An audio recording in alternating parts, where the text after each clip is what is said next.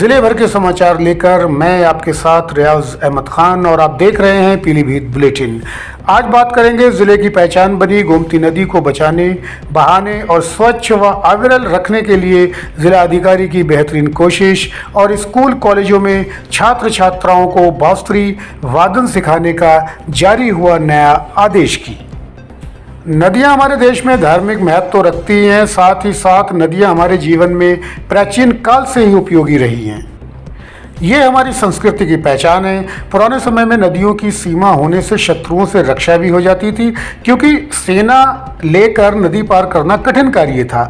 आज के समय में भी नदियों की उपयोगिता कम नहीं हुई है। सुख शांति का वास आज भी नदी के किनारों को खास बनाता है।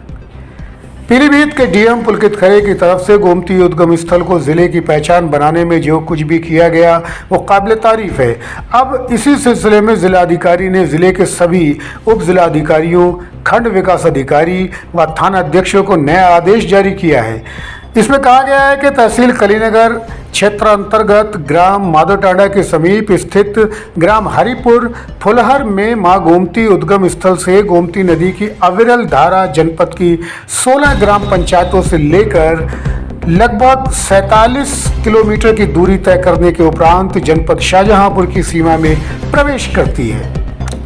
पिछले 2 माह में मनरेगा से गोमती नदी के पुनरुद्धार एवं पुनर्जीवन का कार्य किया गया है। डीएम ने खुद उद्गम स्थल से लेकर जनपद शाहजहांपुर की सीमा तक 16 ग्राम पंचायतों में 47 किलोमीटर की पदयात्रा करके कार्यों की गुणवत्ता का स्थलीय निरीक्षण। इसके साथ ही मां गोमती की धारा को अविरल बहाने में आ रही समस्याओं के निस्तारण के लिए कुछ बिंदुओं पर कड़ाई से अनुपालन कराए जाने की बात भी कही गई है।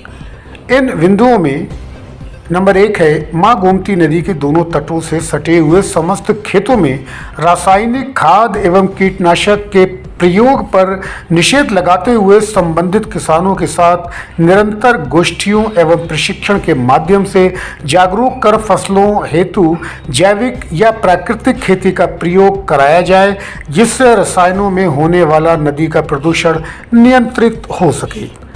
दूसरे बिंदु में कहा गया है कि मां गोमती नदी के दोनों ओर तट से लगभग 1000 मीटर तक पानी समरसेबिल पंप को चलाने से हतोत्साहित किया जाए, जिससे गोमती नदी के जल का दोहन एवं होने वाले प्रदूषण पर रोक लग सके।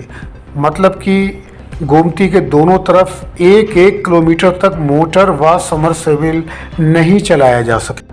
मां गोमती नदी में मछली पकड़ने को निषेध किया जाए, जिससे जैव विविधता पर्यावरण संतुलन बना रहे। मां गोमती नदी से सटे संबंधित ग्राम पंचायतों में खुले में शौच पर रोक लगाई जाए। इससे संक्रामक बीमारियों पर रोक लगेगी तथा नदी का जल स्वच्छ रहेगा। आगे पत्र में लिखा है, मां गोमती नदी के किनारे स्थित ग्राम पंचायतों के गंदे पानी व अपशिष्ट पदार्थों के नदी में विसर्जन पर पूरी तरह से रोक लगाई जाए। मां गोमती नदी के दोनों ओर तट से सटे हुए सभी खेतों में मिट्टी खनन पर भी बिल्कुल मुकम्मल तौर पर रोक लगाने की बात भी कही गई है। मां गोमती नदी में मूर्ति विसर्जन, शव विसर्जन एवं नदी के किनारों पर शव दफनाने पर भी पूरी तरह से रोक लगाने की बात कही जा रही है। डीएम साहब के इस कदम की चारों तरफ प्रशंसा हो रही है। अगर इसी तरह से अफसरों की नजरें इनायत बनी रही तो शर्तिया गोमती नदी को उसका हक मिल जाएगा। पर्यटन व तीर्थाटन को बढ़ावे के साथ लोगों की आमदनी भी शर्तिया बढ़ेगी। लोगों के धार्मिक विश्वास को और मजबूती भी मिलेगी। दूसरी अच्छी खबर जिले की पहचान बनी बांसुरी को लेकर है।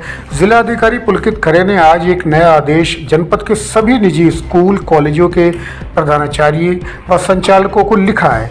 इसमें कहा गया है कि बांसुरी पीलीभीत जिले की पहचान है और जिले से ही बांसुरी बनकर मथुरा जाती थी तथा आजकल पूरे विश्व में बांसुरी भेजी जा रही है। पीलीभीत निर्मित बांसुरी ने गत दिनों विश्व रिकॉर्ड भी कायम किया है। ऐसे में सभी स्कूल कॉलेजों में बांसुरी वादन का प्रशिक्षण छात्र छात्राओं को दिया जाए तो इससे जहां अपनी संस्कृति कायम रहेगी, वहीं जिले की बांसुरी नगरी वाली पहचान जग जाहिर भी होगी। उन्होंने कहा कि ये एक अच्छा प्रयास होगा। स्कूल कॉलेजों में छात्र छात्राओं को बांसुरी वादन सिखाने के लिए योग्य प्रशिक्षक रखने को भी निर्देशित किया गया है।